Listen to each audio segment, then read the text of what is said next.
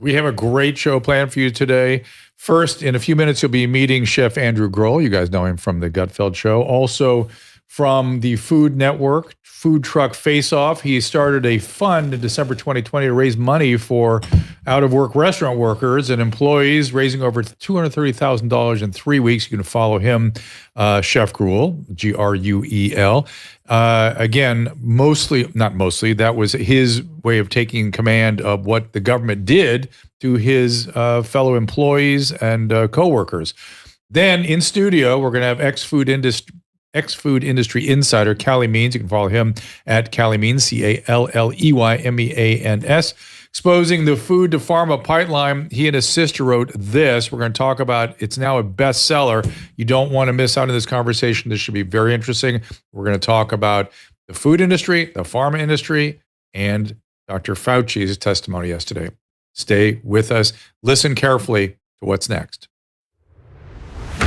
Our laws as it pertains to substances are draconian and bizarre. The psychopaths start this way. He was an alcoholic because of social media and pornography, PTSD, love addiction, fentanyl and heroin. Ridiculous.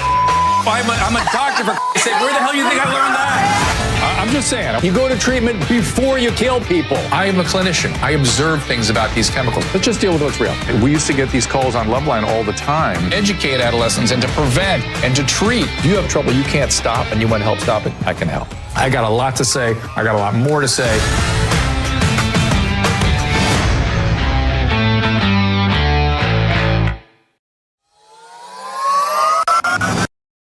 Joint and muscle pains are exhausting and frustrating, but I've got a over-the-counter medication I want to introduce you to that provides great relief using the power of, check it out, chili peppers. Capsidin is made with a proprietary formula that contains no non-steroidal anti-inflammatory agents, no opioids, no anesthetic or steroid, nothing, no chance for addiction, no side effects, no chance it's going to interact with other medication you might be taking. Capsidin contains capsaicin, which is the substance in chili peppers that burns your tongue. That gives you that burny feeling.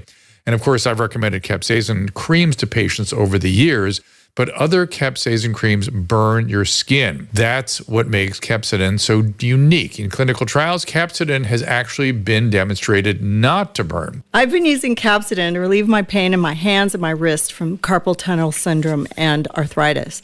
The results have been amazing. I use it every day during my show, and I highly recommend it. Get the pain relief you need from various sources, even backache, sprains, bruises even. Order now at capsidin.com/Drew to get a 15% discount plus free shipping.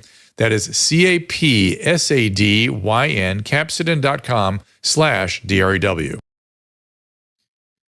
Again, capsidin has been a godsend for Susan. Can we go to her microphone so she can talk about? Your lights aren't on over there. I don't know. Can we? I'm rubbing it on right now. Yes, you are. I see you doing that. I do it every day at my show. So thank you to capsidin for thank being you. part of this. And I've been using capsaicin products for quite some time, but this one is exceptional. It doesn't burn. Susan's using it like crazy for her sore hand. So we are lucky to have them with us. I don't have a camera today because we have an in-house studio. I will welcome our guest in just a second. But first, I want to remind everyone that we'll have Chef Andrew Gruel in here in a minute, maybe about 20 minutes or so. He raised over $230,000 in the first 3 weeks for restaurant industry employees who were cast out by the lockdowns. I'm just couldn't be happier about him taking matters into his own hands. That feels.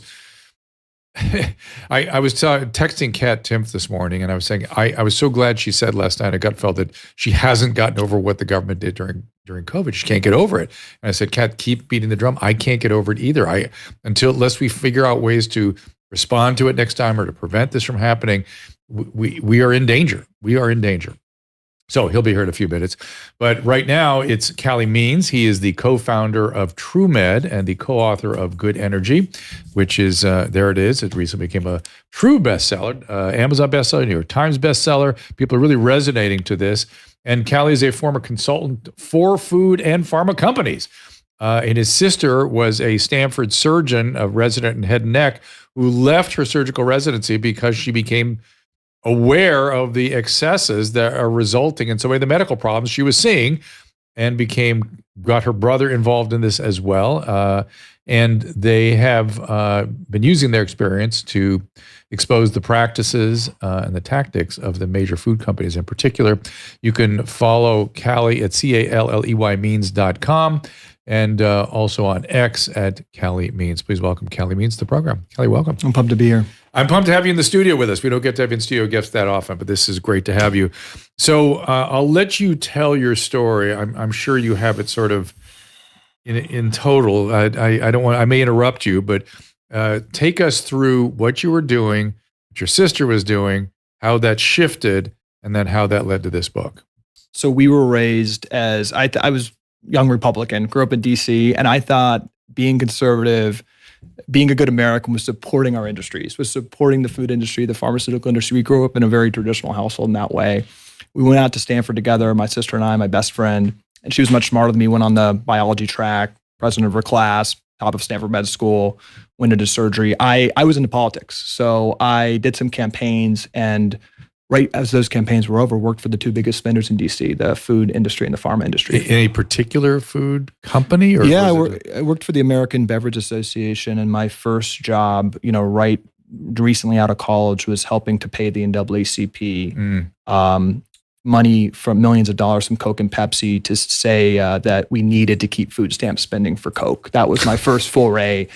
We actually, full sugar quid Coke. pro quo, had a deal with the NAACP to say that it was racist to take away Coke. And that's the first part of the story. And it took a long time to piece this together, but we're subsidizing ultra-processed food over $100 billion in this country. Just food stamps alone, $10 billion from the government treasury goes to soda companies every year. So the mission was very simple. In my head at that time, it was let's protect choice, but it's keep the government funding for ultra-processed food. And then later in the day, my other client was Pharma, and we were helping the opioid companies at that time.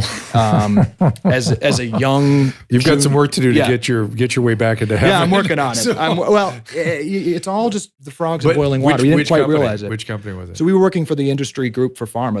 These guys all hide in the industry groups, and I, as a junior employee, was working to steer money to professors at Stanford and Harvard, pain specialists. And when was this? This is 2010, 2011. Yeah, so that was in the sort of latter hours of the opioid crisis. I mean, it still went on for another 10 years, but it was in full swing in the early 2000s. It was, and there was a lot of inquiry, and very notably, there was a big NIH panel at that time, and the president of that panel was the dean of Stanford Med School at the time, Dr. Philip Pizzo. We very consciously steered him millions of dollars in research donations from opioid companies, and in 2011, the NIH actually issued a report saying that this fear of addiction was overblown, and prescriptions continued going up because these folks, and we're actually seeing this today, we're just talking about Dr. Fauci, but there is no conflict of interest rules at the NIH. There is a direct funnel of both research and consulting money. I learned that very early on.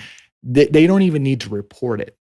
So this is the stuff that RFK Jr. has been sort of highlighting. These are the kinds of issues he's concerned with. Yeah. The opioid thing, people are not aware that spot you're talking about, by the time you got to 2010, in the 90s, they actually criminally prosecuted doctors for inadequate treatment of pain. Do you remember this? Did you guys know about this at the time? Well, we were helping to lobby to change all these rules, of course. Oh my God. And so that froze doctors. That caused none of us, then all of us said, okay, it's just going to the pain specialist. Anything goes to the pain specialist. Pain specialist took the position that pain is what the patient says it is. Pain control is what the patient says it is. And then somebody, I'm imagining you guys, got control of the regulators. Right. So we now have the VA first to adopt pain as the fifth vital sign, then the California Medical Association, and then the dominoes just fell. Every single agency took pain is the fifth vital sign. Pain is more important than your pulse. Or as important. And the way they regulated it, they came after you. They didn't care if you checked the pulse. They cared if you checked the pain scale. It was disgusting. And so it really was the regulators that did the dirty work. They really went to town. Well, the FDA itself, I think you were playing at the beginning, the FDA itself is 75% funded by Pharma, and the USDA, people who make food guidelines, are able to take direct donations. So that's the core strategy. It's rigged the institutions of trust. But what you're hitting on really goes to what was happening with my sister. So at Stanford Med School, There was 0 classes in nutrition, exercise, any type of metabolic connection Right, through of disease. course. She traced the curriculum, 90% of it was in pharmacology. Mhm. And let me be really clear, and this is what she pieced together. Every single condition, every single chronic condition, which is 95% of medical spending, 9 out of 10 causes of death, that's what's plaguing the American population, is billed to doctors as a pill deficiency. Pain is an opioid deficiency. Heart disease is a statin deficiency. Now, obesity is a deficiency. Metformin for blood, high blood sugar, Ambien for sleep. You go down the list. Yeah. And it's all siloed. And that is the fundamental premise of how doctors are taught. And actually, as Casey, we talk about in the book, is she 11 years into training, actually asked why she's doing all these head and neck sinus inflammation surgeries.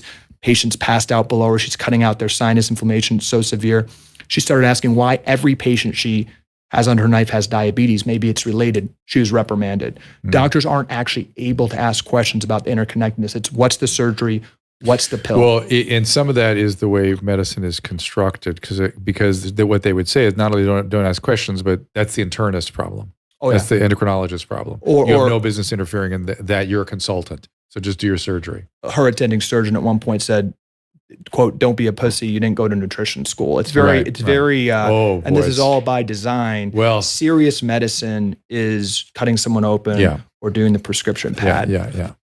What Casey and I have pieced together through Casey, your sister. Yeah, my sister, and what we write about in this book after our mom's sudden death from the medical system and seeing the inside of that, is that this is the biggest issue in the country today. RFK is hitting on it, even President Trump's talking about it. We are getting sicker. We're not at our best. Today, in 2024, rates of cancer, heart disease, autoimmune conditions, heart, everything, every single chronic condition is at its all-time high, particularly among kids. We're not at our best. 40% of, the lockdowns put a nail in that coffin as we sat at home eating and drinking. And 25% of young adults still report some kind of suicidal ideation, 40% of high school. So we have a situation where, and this is all happening. It's actually not that complicated. These are almost predominantly metabolic foodborne illnesses. I call COVID a foodborne illness. People... Well, because the complications are with people with metabolic syndrome and obesity. And we had multiples higher death rates than other countries that their immune systems are better. This is a unique problem. You talk about this a lot, but I think people gloss over. They kind of say this is a worldwide problem. The childhood obesity rate in Japan is 3%. Yeah. Here it's like 25%. Yeah. So we're getting sicker from a simple reason. That system is being rigged because we want cheap, addictive food. One thing I learned working for the food companies is that in 1990, the 3 largest food companies in the United States were actually cigarette companies. Kraft is still owned by Philip Morris. A lot of them have been spun out, but food very consciously has been weaponized. The regulators have been bought off with the food pyramid on down the list. Which is now includes Lucky Charms, last time I checked. Well, which was crazy. Food pyramid is upside down to begin with. But anyway, it's just all nonsense. I don't know why we want the government to do anything. They don't do anything better. Nothing. They do nothing better. And not that I'm exonerating the medical system and the foods, the industries, but boy, the government gets involved, and that's when it gets superpowers. And I'm thinking of the opioid playbook, which really was nasty until it got out of control with the government regulators. That's when it became ridiculous. That's when somebody like me, who was raising issues about it, was sanctioned, was crushed by multiple different agencies as being interested in abusing patients, in being opiophobic, in being old-fashioned, dinosaur, you name it. I got crushed with that. This is the early 2000s. And now it's, that's what we're supposed to be doing. But what's interesting to me is the COVID playbook was exactly the same, wasn't it? This is what we know. This is what we know. And this is what I said. It's actually not that complicated. The pharmaceutical and healthcare industry, this is just a statement of economic fact, is the largest funder of politicians, 5 times more political donations than the oil industry. They're the largest funders of regulatory agencies, 75% of the FDA budget. They are the largest funders of the mainstream media. So what happens? How do we get out of this? You have research that is paid for by these companies being refereed by the mainstream media and regulatory agencies that are attacking you and delegitimizing you. So it's just follow the money. It's that simple. And look, the pharmas have control over the major medical journals, and then you guys have access to them. You give them access to the money, and that's just terrible. But it's so frustrating when I hear this stuff. But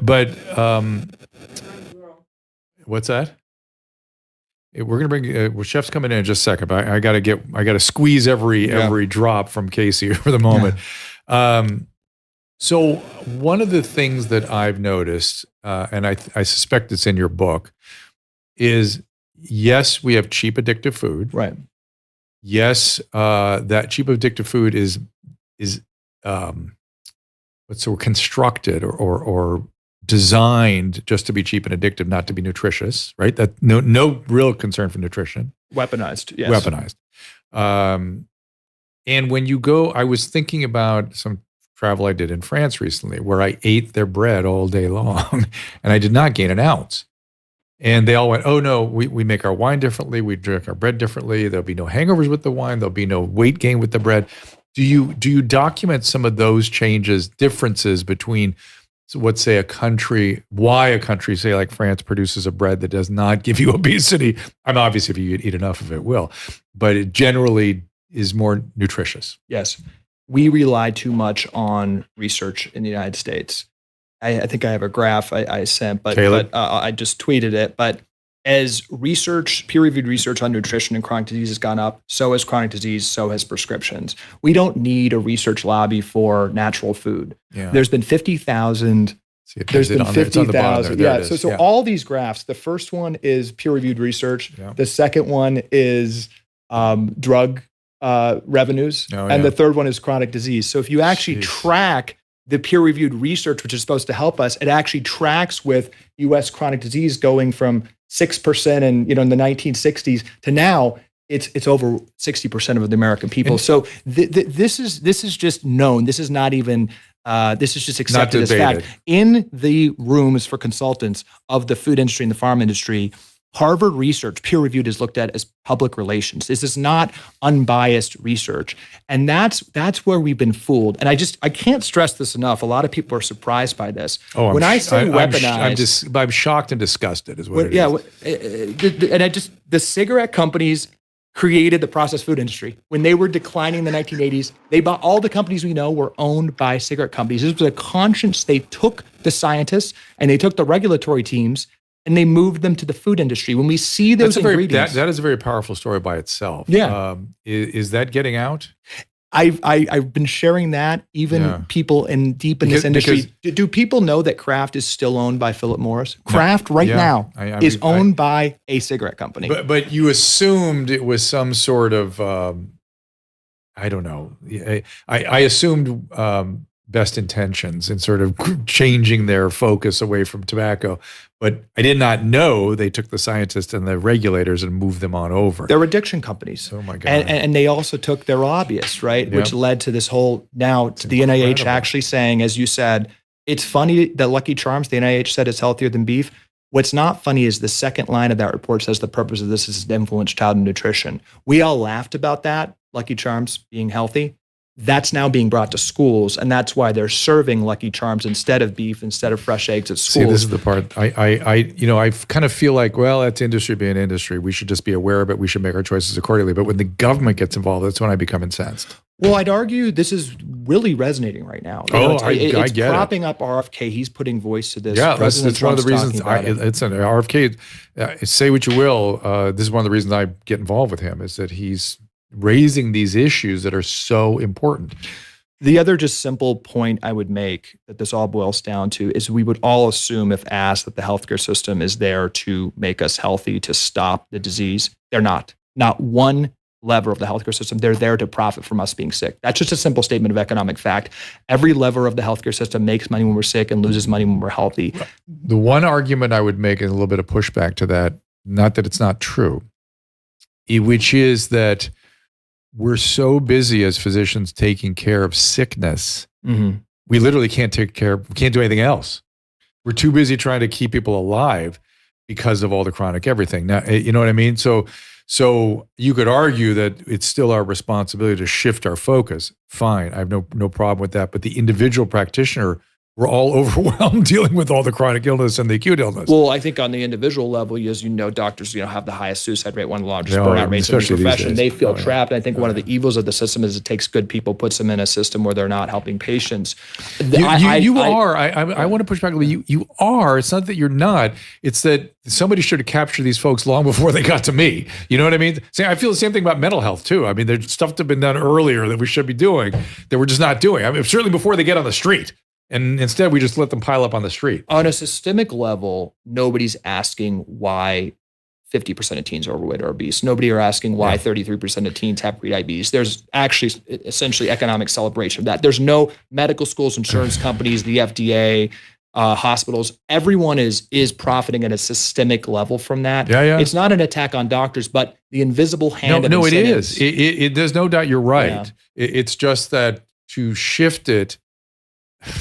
I think it's easy, actually. Okay, I think well, this is we can talk about it. We'll talk about the shift in a second because I want to bring Gruel in for that too. But the other thing I want to ask is, do you talk about differences in how food is made and processed here versus other countries? Yeah, I mean, the simple thing is that we're able to do more science experiments. When you look at all those labels, when you look at all those ingredients, you understand those are really sophisticated scientists doing experiments to make the food more palatable. Additionally, we have thousands of ingredients in the United States that are banned in every other country.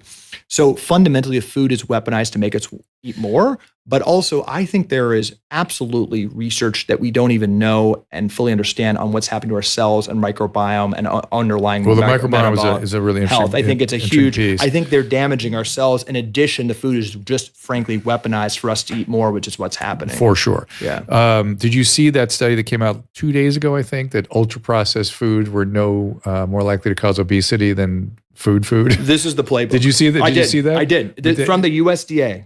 From the USDA. Now you look at the panel. This is from the panel that's making the recommendations. Caleb, you should be able to find that headline somewhere. It's unbelievable. Yeah. And it's from the panel making I recommendations. saw that and my teeth almost dropped out. So go ahead. Oh, this is par for the course. Yeah, well, that's what you're telling me. That's why last, I thought I was going to bring something novel, but the build up to this point is that, this is what they do. Well, this is why it's important. And we were talking earlier, there's obviously people waking up, listening to your podcast, reading books, and trying to change from the bottoms up. I want to be clear. We have to change this from the top down. We have trillions of dollars of incentives that want us sick. For the median American who's overweight, who's diabetic, who's very sick, we have to change the top down. And what these studies do that say now with the metabolic health crisis among kids, that it's okay for kids to eat ultra-processed food and there's no link to obesity, that normalizes it for the median American. It's evil. If we just cut, I don't mean this facetiously. I believe if we cut all nutrition research, all people at the government working nutrition, and replaced it with one simple line, which is let's reduce ultra-processed food consumption to what it is at Japan, to what it is at Europe, from 70% where it is here in the United States, where food's able to be weaponized, to, in Japan where it's 20 to 30%. If we could just focus on that as a country, we transform our human capital. When a child has diabetes, by the time they're 30, they die 10 years younger. I mean, we're actually just decimating a generation of kids right now. That's with us doing, by the way, a good job with diabetes, but spending incredible amounts of money on pharmaceuticals more to than do so. We spend, the U.S. government spends more on mitochondrial conditions than the Defense Department. Wow. All preventable. So, I want to talk about that too. I'm sort of having feeling overwhelmed by all this. Well, there's a happy end. The one thing I want to say is that,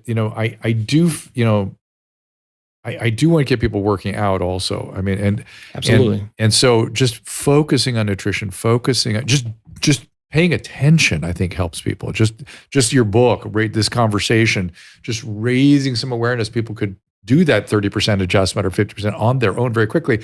But I also want people to understand, I know how hard it is to work out if you're not one of those people. 100%. You and I, we worked out probably our whole life. We love it, but there are people that hate it or don't know how. Well, and to be, a meathead talking about, the nuances of bench presses, it's not going to get these people, the majority of Americans. More Americans need to do some basic stuff.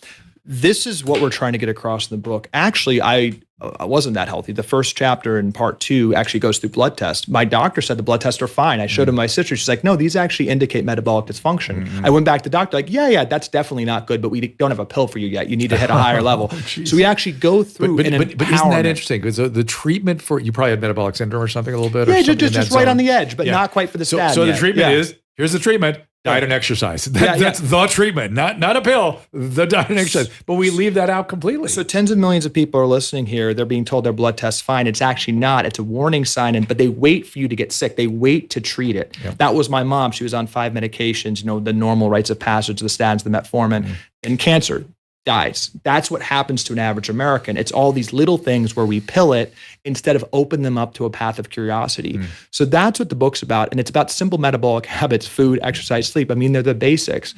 But opening up, and my contribution from being a lobbyist is you know more than your doctor when it comes to chronic conditions. Your doctor is overseeing a record of utter failure. As Peter Attia pointed out in his book, if you take out chronic conditions, basically life expectancy has been flat. Like it's only been communicable diseases and like infections, acute issues, things like that. We've had a terrible record of chronic conditions, and people need to be able to trust themselves. And then there's and talking about Peter's book, Outlive, is fantastic. But at the other end of life, late in life, sarcopenia, losing muscle mass, getting adequate protein, getting good protein, getting proper nutrition for the elderly, and exercise so the sarcopenia can be fought back so we don't fall. We don't do that. We deal with the hip fractures. And the government advises old people to not exercise rigorously in old age, and they advise diabetic children to not limit carbs. Where did that come from? There is a devil's bargain. Careful, I may throw up. Tell me exactly where. No, it's the rigged research. It's a devil's bargain, but it is simple to change. And in the meantime, it is important for people to just know how bad it is and how revolutionary it is, frankly, to just eat natural food and exercise. I mean, this is becoming a rebellious act, and I think that's important. I love it. Yeah. That frames it nicely. All right, Calley Means, of course, get the book, Good Energy, go to Amazon, anywhere. We are going to take a little break here, and then we're going to bring... What's that? Susan's in there getting all excited about it, but because we've been involved in this stuff for a while now. So here, hold the book. I see she was yelling at me to do this. Get the book. It's with Calley and his sister Casey, who was a head and neck surgeon in the last year of Stanford residency, a leader. Head and neck surgeons are the top of the surgical heap right now. So obviously a brilliant woman, and she's gotten involved in functional medicine and in preventing us from getting illness and getting the primary treatment back in, which is diet and exercise, before we end up with the need for the medical system. All right. We're going to get Chef Andrew Gruel back in here in just a second, but take a listen from some of the people that we support and support us. Of course, I'm a fan of the healthy aging supplement True Niagen. I've been taking it almost for a decade myself. This supplement boosts NAD, which your cells need to survive properly metabolically, and it goes down as we age. It does so with a nutrient called nicotinamide riboside, or NR, specifically patented form of NR called Niagen. It's the most efficient and trusted NAD booster. NAD can also play a role in reproductive health. Boosting NAD is recommended with prenatal vitamins for women over 30 looking to start a family. Here's Dr. Amy, also known as the Egg Whisperer, a highly influential specialist in this area. As NAD levels go down, and it starts going down in our 30s, that's the same age that our egg supply also dwindles. So I'm fighting for every single woman's chance to have a baby, and repleting NAD is one of the greatest tools in my tool chest that I've been using now for almost 6 years. True Niagen is an amazing NAD booster. You're going to want to add it to your reproductive health arsenal.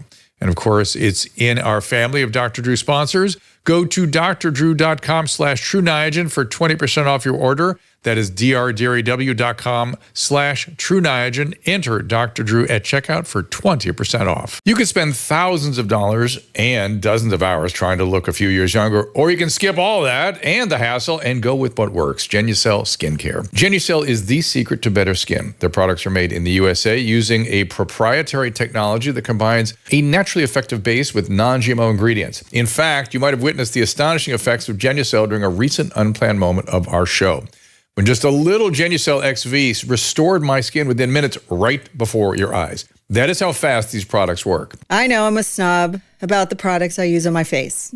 Everybody knows it. Every time I go to the dermatologist's office, there are just rows and rows of different creams. Retinols, vitamin C cream, under eye cream, night creams. Scrubs. And then when I get to the counter, they're overpriced. All kinds of products that you can all find at Genucel.com. Susan and I love Genucel so much, we've created our own bundle so you can try our favorite anti-wrinkle creams, correcting serums, under-eye treatments. Say goodbye to those fine lines, forehead wrinkles, skin redness, even those dark under-eye bags.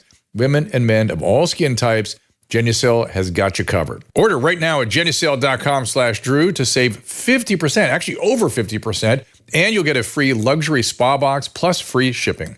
That is Genucel.com/Drew, GENUCEL.com/DREW. There are 4 distinct and outstanding medical kits from the Wellness Company: a first aid kit, a travel emergency kit. I was very instrumental in developing that one. I love it. A COVID emergency kit, but let's unpack their medical emergency kit, the one that gives you immediate access to treatment for a variety of medical conditions. Here's the kit: pneumonia, upper respiratory infections, skin infections, gastrointestinal infections. You'll have on-hand medication that will even serve as immediate prophylaxis against a sexually transmitted infection, rapid intervention for Lyme and other tick-borne illnesses. Of course, we've added Tamiflu to our kits. In case the avian flu should become human-to-human transmissible, then we know something is up and we want to be ready. And look, we want to be covered for bioterrorism even. And of course, the Nobel Prize-winning antiparasitic ivermectin, and a how-to guide and a virtual consultant. Get access to these prescription meds by going to drdrew.com/TWC to save 15% off. That is $30 off the medical emergency kit. drdrew.com/TWC for 15% off the kit and any of their kits or their supplements. Do it now. drdrew.com/TWC. I ain't Dr. Drew. Dr. Drew. You want to spend the whole session talking about Dr. Drew? There you go. Even you call him Dr. Drew.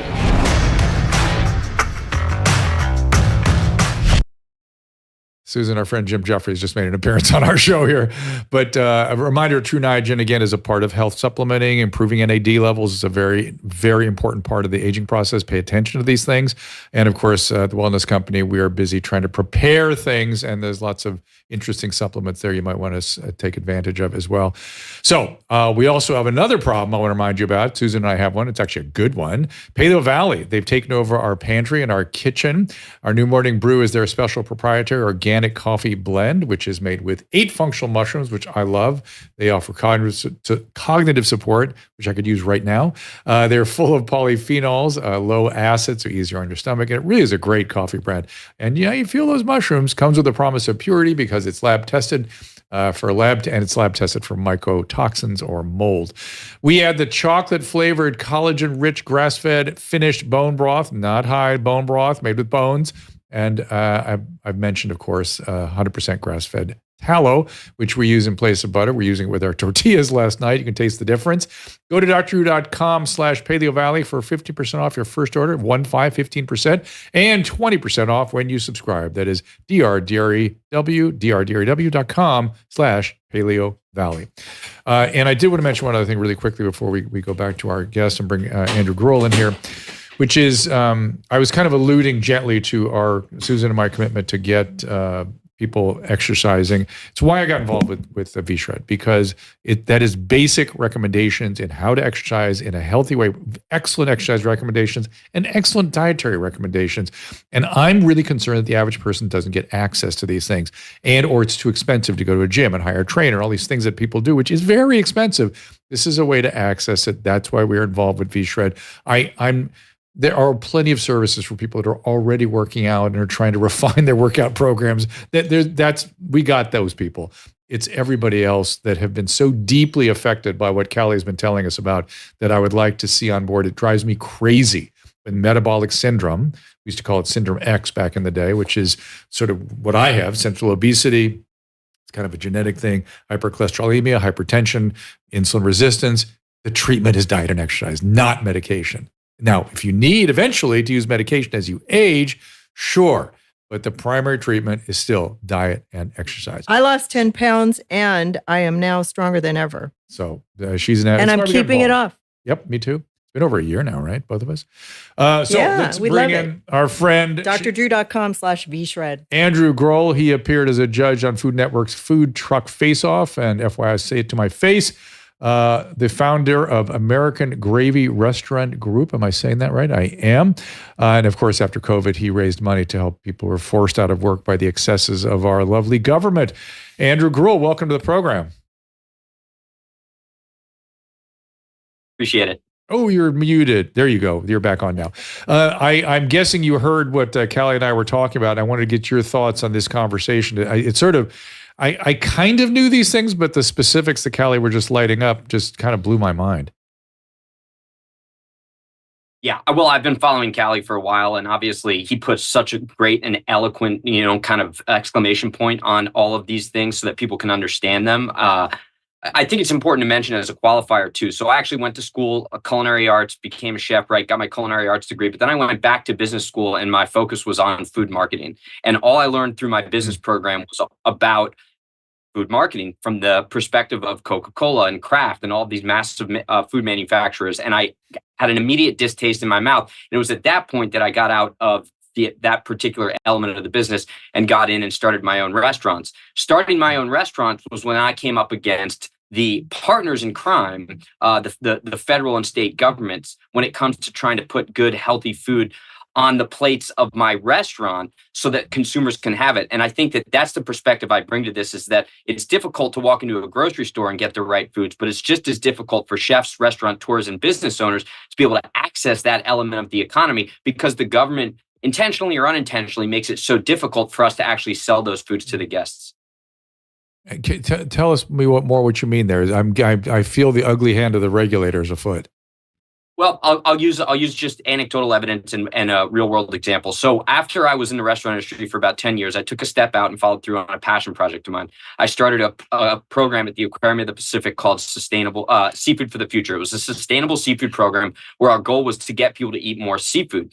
And, kind of going to the point that you guys have been talking about, 6 of the 8 leading causes of death in the United States can be alleviated to some degree by a much healthier consumption of omega-3 fatty acids only found in seafood. Our per capita consumption of seafood in the United States is one of the lowest in the world. Take Japan as an example that you were talking about. They eat about 150 to 200 pounds of seafood per person a year. We eat 16 pounds per person. So my idea was get people to eat more seafood, more of the right types of seafood.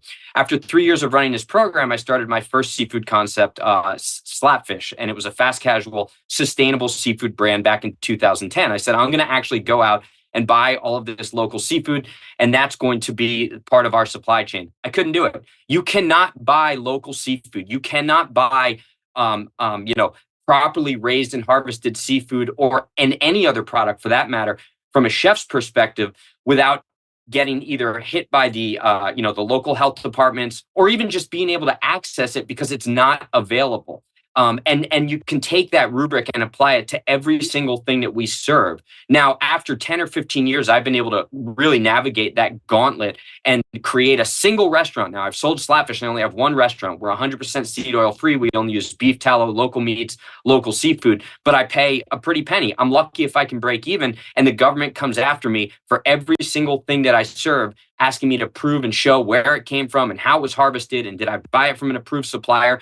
They don't want you to be selling these specific items because it's much easier for them to make $1 on the consolidated food system that's being pushed through both the the grocery element of the food areas and then the retail element, which would be the restaurants.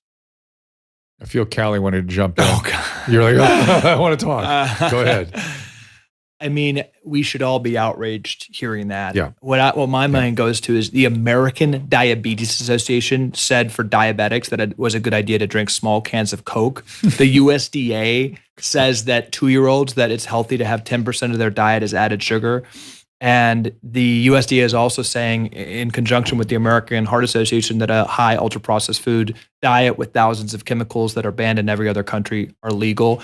And the chef is having trouble getting fresh seafood.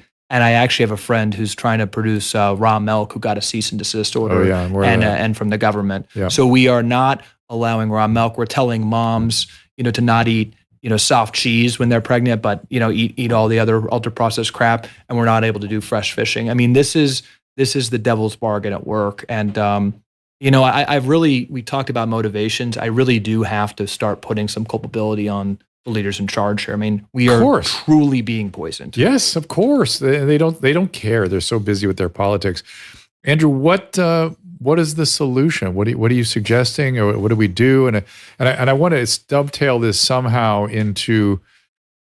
I'm really worried that what I saw yesterday during Dr. Fauci's testimony was a tainted house as well. Like the questions they were asking suggested to me that, they're all bought out. That's right. They can't ask the tough questions.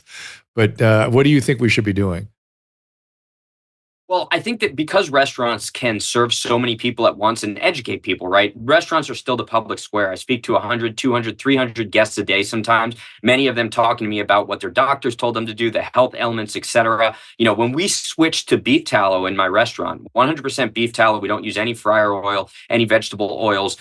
I had the city, right, first of all, come after me because of the fact that the fats, oils, and grease program, FOG, they're saying that the tallow is going to clog up the sewers. It's going to make a lot worse. And why don't I just switch back to that, traditional fryer oil, that mass manufactured fryer oil? So I'm getting hit from every element. And I don't think they're bad people. I don't think their intentions are bad, but it's the incentive structure, right? So number one, we need to change the incentive structure. Number two, we need to educate people on this is the approach I take. Because when I try and talk, let's use seed oils as an example, or even sustainable seafood. Why is it important to buy sustainable seafood? Well, everybody says they want to buy things that are sustainable. But at the end of the day, what drives our purchasing decisions are cost, convenience, and taste and flavor, right? At the bottom of that scale might be health and sustainability. So we got to connect the two.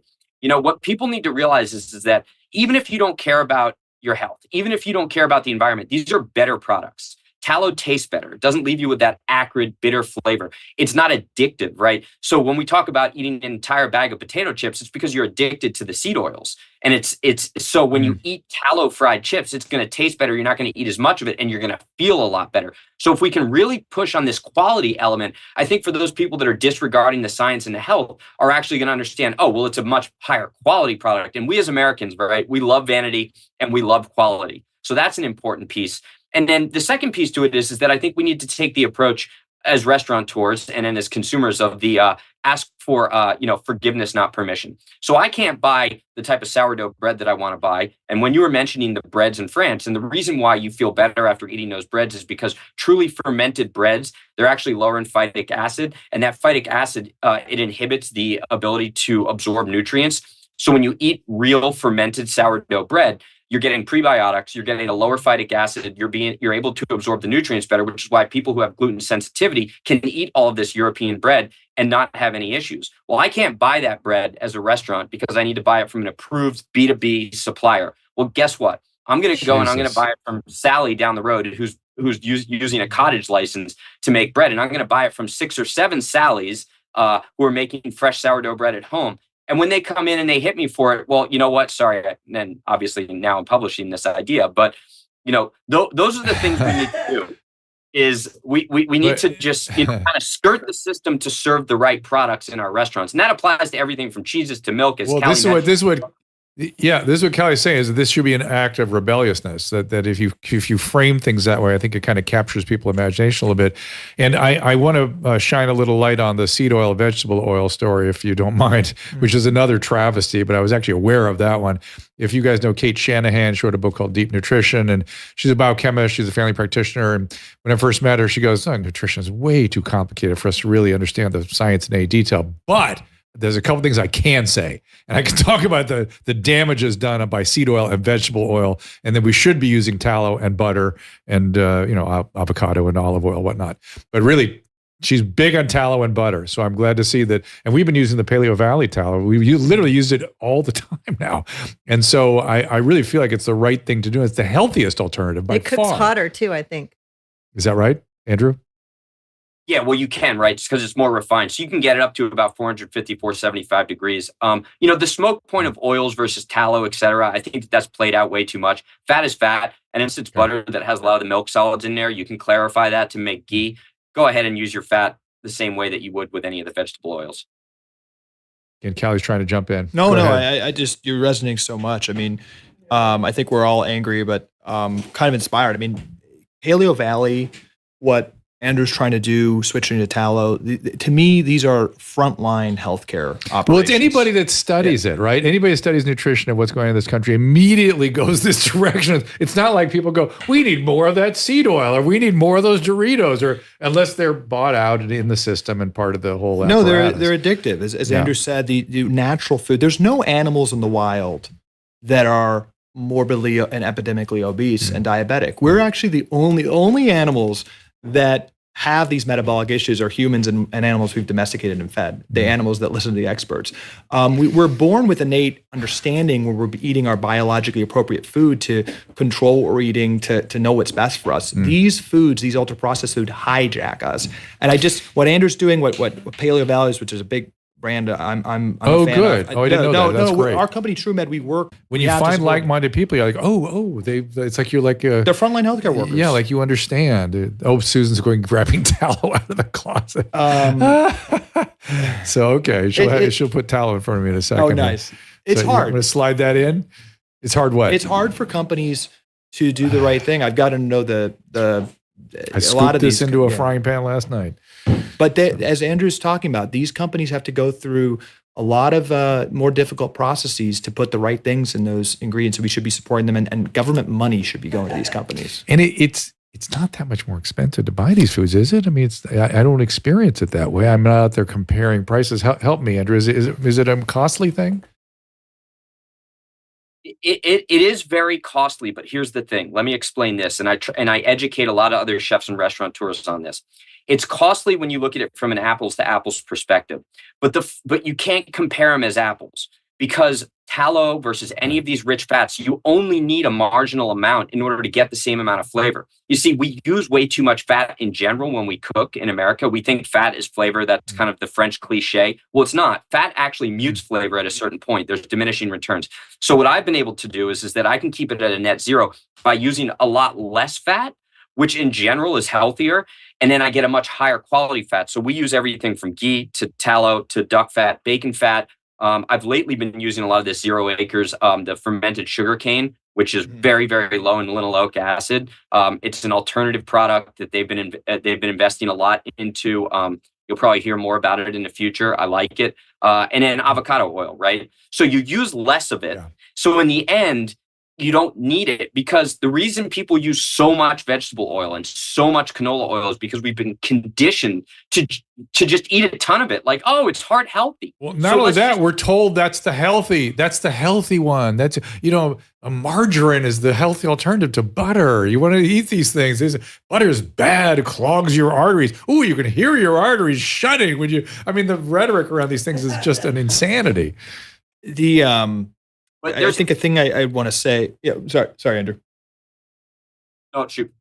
Yeah, I'll just say real quick. The lobbying power of the vegetable and seed oil industry is unfathomable. One stat that I still can't get my head around is that every baby formula in the country is required to have seed oils. So the soybean farmers actually lobbied to have a bill, and all formulations in the United States of baby formula have to have, you'll see soybean oil on the ingredients. So these products sometimes are a little bit more expensive. That's not the free market at work. 95% of agriculture subsidies, and the US spends more on agriculture subsidies than the rest of the world combined, go to the crops that make basically junk food, the crops that make seed oils, corn, soy, wheat. Yeah. And so there's really, these companies are playing with a hand tied behind their back. I've got to know the Sweet Green guys, the founders of that company, which I really respect, and their salads are more expensive. A Big Mac is like $2 because there's so many subsidized ingredients, unfortunately, in our ultra processed, in our junk food, and it is harder. So we've got to support these companies. That's, I think, where the first part of the revolution starts. But I really think a free market is actually removing those. If you add them up, over $100 billion of subsidies a year to junk food, and a lot of difficulties for people like Andrew to do the right thing. We've got to just level the playing field at a minimum. So the answer is, you said that there's a fairly easy shift to move away from this. Is that your recommendation, to get rid of the subsidies? Oh, absolutely. Is that what you were talking about? This is what we're lobbying for. Okay. You just have to, I think the American people, we should trust to do the right thing if the incentives are right. We need to remove the subsidies for food that's killing us. And number two, we need to just stop recommending it. I mean, the president, the secretary of defense, because only 77% of Americans aren't eligible to join the military of military age because we're so unfit. The secretary of the treasury, we're going bankrupt from healthcare costs. Dr. Fauci, who was still there, the head of the NIH. We should have all of the leaders of government standing up and saying, it is not good to eat ultra-processed food. It is not good to feed kids sugar. It is not good to eat these ultra-processed oils. If they said that and just recommended it, people listen to doctors. For better or worse, 90% of Americans, after Dr. Fauci told us to, got the vax.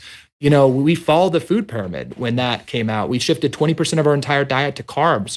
We stopped smoking to a large degree. We actually listened to doctors. So that's when I say it's actually from a top-down perspective. I don't think it's that complicated. Stop recommending, stop subsidizing. We just need moral courage, which some people on the national level are showing right now, as we know. Andrew, I'm sure you agree. Yeah. I mean, it's the overcooked American food system. 50 years ago, we used to be able to grow livestock, vegetables, fruits, different grains, all in one plot. But then the government stepped in and started subsidizing. But what they're going to say from a macroeconomic perspective is think comparative advantage. This is only helping the economy. And it's about the incentives. We keep talking about the incentive structure, and it's a monetary incentive structure. But what they don't realize is that if we fix the food system, we spend $4.5 trillion a year on healthcare, right? That's 20% of the entire budget, probably more than the Pentagon. And if we fix the healthcare system, well, then we're going to actually fix the economy as a whole. So even if we do decentralize the food system and things are a little bit more expensive for a short period of time, we got to think about the long game, right? The marathon and not the sprint here. So, Andrew, I'm going to play our friend Greg Gutfeld for a second because I see you and enjoy you regularly on the show. So the way he would turn to you, he'd go, well, Andrew, you're a chef, so you say. I'm wondering, and you're a smart guy. I wonder what, I wonder what you saw yesterday or what concerns you in the House committee where Dr. Fauci sat and was interviewed yesterday. To me, it looked like everyone was somehow unable to ask the tough questions. What did you see? I saw the exact same thing. And actually on my episode with Gutfeld about a week ago, we talked about it when they were grilling the Fauci's associate in regards to his emails. And they spent like 10 or 15 minutes talking about, sexism in the emails and not the actual fact that they were lying and trying to hide information about the pandemic. And they did the same thing yesterday. Nobody asked them the hard questions, right? How are you the highest paid, have the most amount of money of any retired government employee? Where did all this money come from? And they also should have held up a lot of his hypocrisy in front of him. You said this, but this is what you're saying right now. They were stumped. I mean, it blew my mind that he didn't care. I mean, he's walking away. The guy's rich. The guy's retired. He's like, yeah, sure, bring it on. I mean, you're not going to do anything to me. But every time I wonder, why aren't they looking into this? Why aren't they going after that? I think, oh yeah, that's right. They're bought and sold too. And that's what you're telling me, Calley. They're each one of them probably has a pharma, a research organization, a food something involved in their campaigns. Healthcare is one of the few issues where there's no ideology. Let's not forget, Obamacare was created by the Heritage Foundation, was the most conservative healthcare policy passed by Romney Care. Then it was used for Obamacare. The Republicans didn't like it. Then when Trump was elected and they actually could repeal and replace, there was no plan. There's healthcare is the issue where Elizabeth Warren is aggressively fighting for tax cuts. This is a uniparty system. And unfortunately, I think there's too much to lose on both sides if Fauci goes down. Fauci is the Rosetta Stone of what's making all of our kids sick and depressed. Really? The fact Fauci oversaw the largest research budget since 1980 for chronic conditions, for health in the world. He doled out personally more money for research than any person in the world. Under his watch, chronic conditions went from 8% of the American population to 65%, as we spent trillions and trillions of dollars to research treatments that profit from those trends. He is a fixture of that item. And just one thing, and this is what I think people are really catching on to in a huge part of our lobbying. Andrew pointed this out. We need to think about that $4.5 trillion that we spend a year, which Pharma sees as its piggy bank. We need that to go to food. In Europe, in Spain, they spend 3 times less per capita on healthcare, 2 times more on food, and they live 6 years longer. I don't like to give Europe credit, but they have much better outcomes. 6 years, 7 years in France, they outlive us. That's a lot when you look at our lifespan. That's an average. They see food as medicine. Andrew talked about omega-3s. An omega-3 supplementation, 1,000 milligrams of DHA, is more effective than an antidepressant. Just literally taking eating some more salmon, as they do in Japan, versus taking an SSRI. it's more effective. I hear our mutual friend Dan Amon in that data. Yes, He's a hero. Caleb. He's a hero. I have to show you because he just talked about salmon. This is my baby Presley. She's 7 months old. She has 2.5 teeth, and she loves salmon. There you go. That's what I'm talking about. Kids love healthy foods. She loves it. Now, I don't want to crap on that in any way, but I worry, and this is what I wanted to ask Andrew about, is how we source our seafood. I don't really understand that landscape very well, and I eat a lot of salmon too, but I always wonder, am I getting the right kind? Is this from the right source? I don't know how to do that. What can you tell us that the average person kind of simply get their head around it? Okay, this is something that I could go on for years, but I'll try and consolidate it. So we're the only country in the world that doesn't have a framework set up for our own open ocean aquaculture. And I know we've been told that fish farming is bad, but you got to understand there's a scale. So there's something called stock fortification. All the seafood that's coming out of Alaska, well, 67% of it starts off in hatcheries. So you can actually start fish in hatcheries, release them into the wild, and then open ocean aquaculture would take over from there. We won't do it in the United States because of all of these special interest money that's preventing us from doing so. So we're saying we want to protect our ocean, but by not doing it. So instead we buy it from China, the Philippines, Indonesia. The third largest trade deficit behind oil and automobiles is seafood. We're importing all of this junk. So we need to deregulate so that we can actually do, at least if anything, fortify stocks in the US. But by the Magnuson-Stevenson Act, the United States actually has one of the most sustainable fisheries in the world. We are beyond our maximum sustainable yield. So the ocean is incredibly resilient. We are not at risk of overfishing our oceans. That's hyperbole and hysteria. And we need to eat more seafood, U.S. wild seafood, or seafood that's been farmed in a manner that we know is responsible. So what should I do? Where should I get my salmon? Can I get it from the grocery store? Yeah, look for U.S. wild seafood. And if you buy farm seafood, look for the logo that says best aquaculture practice, because that certifies the farm, the fishery, the feed mill, and the processing facilities. So you know that it's hit all of the necessary marks in order for it to be both sustainable ecologically and from the perspective of the biomass of the species itself. So what is that label again? Tell us, what's the label? What's the label again? Best aquaculture practice, BAP. Got it. Calley, anything to add to that? Yeah, I just think this path of exploration, as you said, we're not all going to get there today, but the omega-3 versus omega-6 profile of beef, that's grain-fed versus grass-fed. Yep. We talk about this a lot in the book, but it's reversed. I know. Omega-6 fatty acids are inflammatory. Omega-3s are anti-inflammatory. The ratio has shifted in the past 100 years 10x. We've reversed it. We're eating significantly more omega-6s, and you just go into the sourcing of the food. The cows are not made to eat these, corn. GMO grains and corn. Yeah. That they just took them, their entire evolutionary history and threw that at them.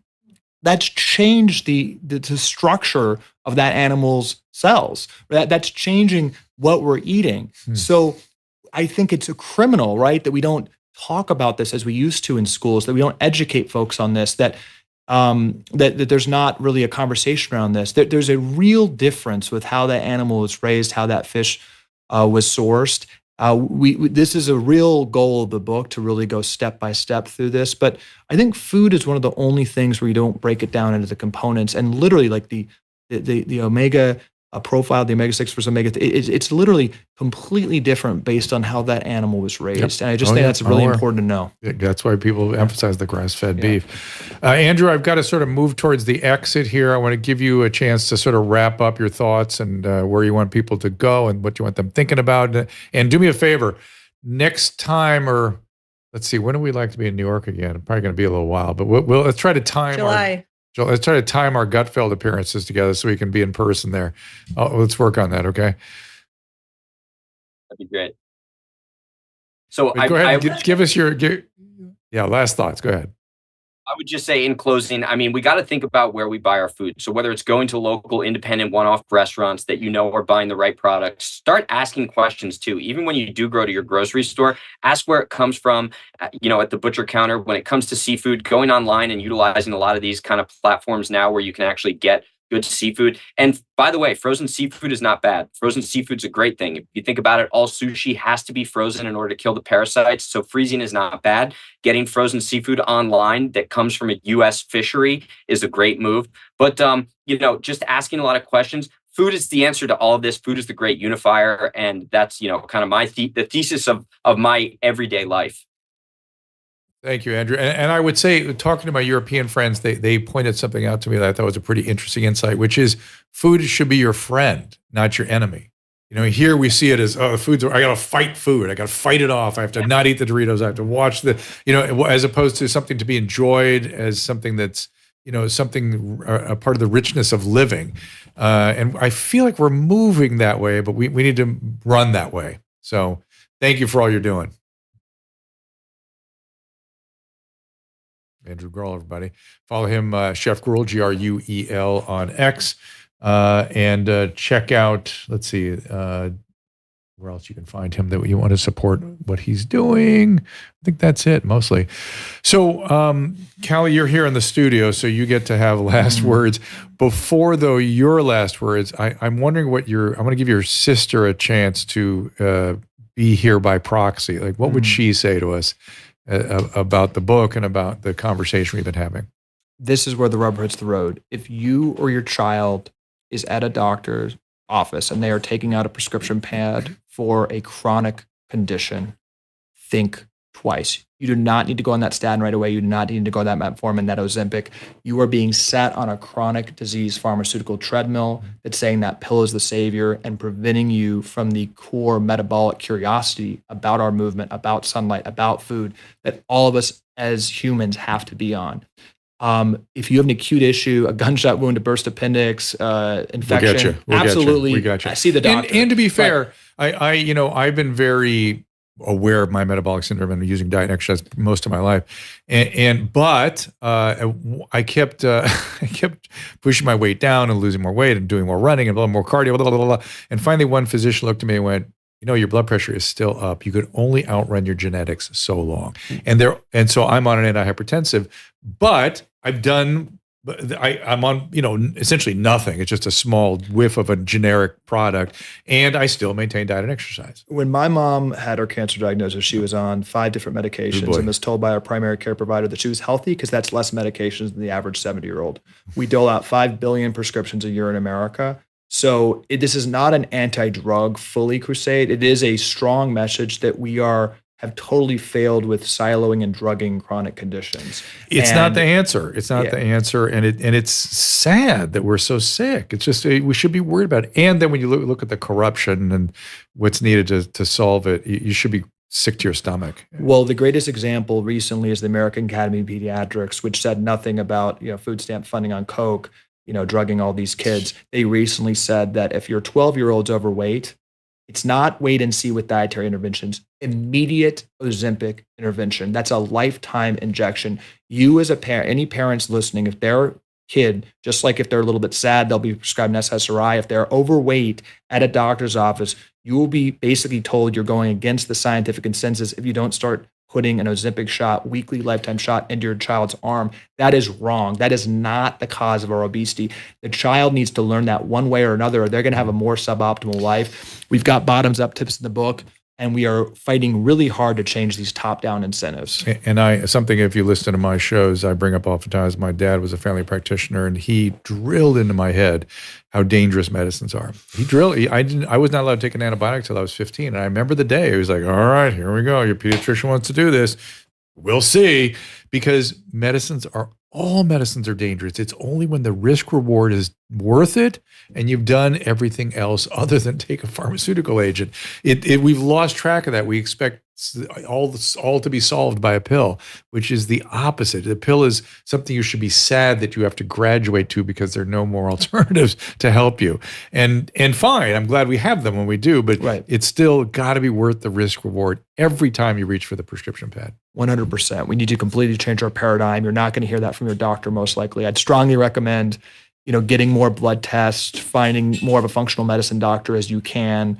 But we have more power than we're told, and we can go on a path of exploration. And the cures for chronic conditions, depression, infertility, where PCOS, the leading cause of female infertility, the best intervention is a keto diet. For not sure. going on the whole, Or at least weight loss. Yeah, 100%. We were not told the basic standards of care that are actually correct. I remember the first time I saw a thin PCOS patient on metformin. I was like, "Why are you doing that? Your sugar was normal." And I'm like, "Okay, I'm not sure."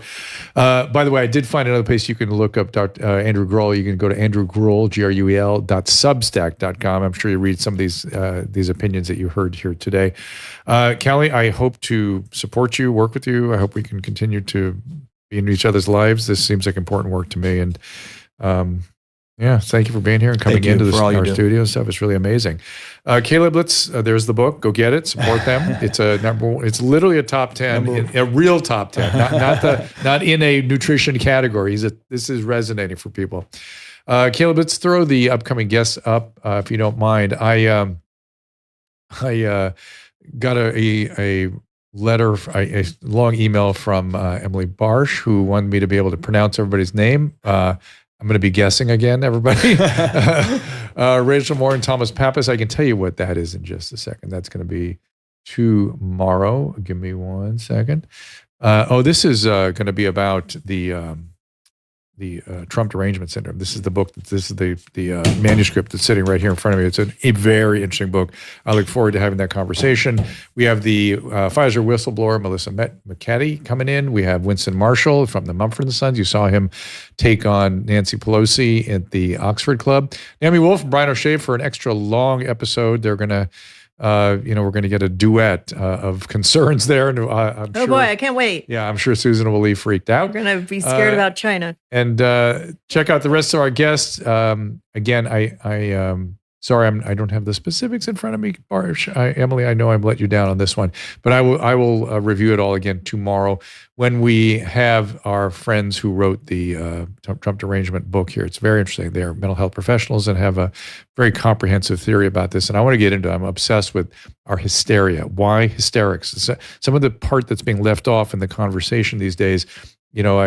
I heard on a Twitter Spaces yesterday a gentleman who was in the pandemic of preparedness organizations prior to COVID, and he said they were all just thrown away. We all agreed what we were going to do, and they were cast out.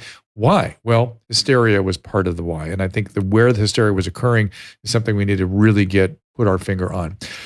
All right, so Susan, anything from your standpoint? I just want to tell everybody to check out VShred, drdrew.com/VShred and drdrew.com/PaleoValley. It's a good start on your health. Yeah, and the VShred was our attempt to get into this area because I've been aware for a long time I was not doing a good job of helping people with diet and exercise, and the more I get into it, the more sort of compassion I get about it. And it's about getting you to change. Those of you don't start down this road if you're young, and if you're older and have accumulated some metabolic issues, we can change that. We can help you with that. All right, everybody, we'll be here at 3:00 Pacific time tomorrow. We will see you then. Ask Dr. Drew is produced by Caleb Nation and Susan Pinsky. As a reminder, the discussions here are not a substitute for medical care, diagnosis, or treatment. This show is intended for educational and informational purposes only. I am a licensed physician, but I am not a replacement for your personal doctor, and I am not practicing medicine here. Always remember that our understanding of medicine and science is constantly evolving. Though my opinion is based on the information that is available to me today, some of the contents of this show could be outdated in the future. Be sure to check with trusted resources in case any of the information has been updated since this was published. If you or someone you know is in immediate danger, don't call me, call 911. If you're feeling hopeless or suicidal, call the National Suicide Prevention Lifeline at 800-273-8255. You can find more of my recommended organizations and helpful resources at drdrew.com/help.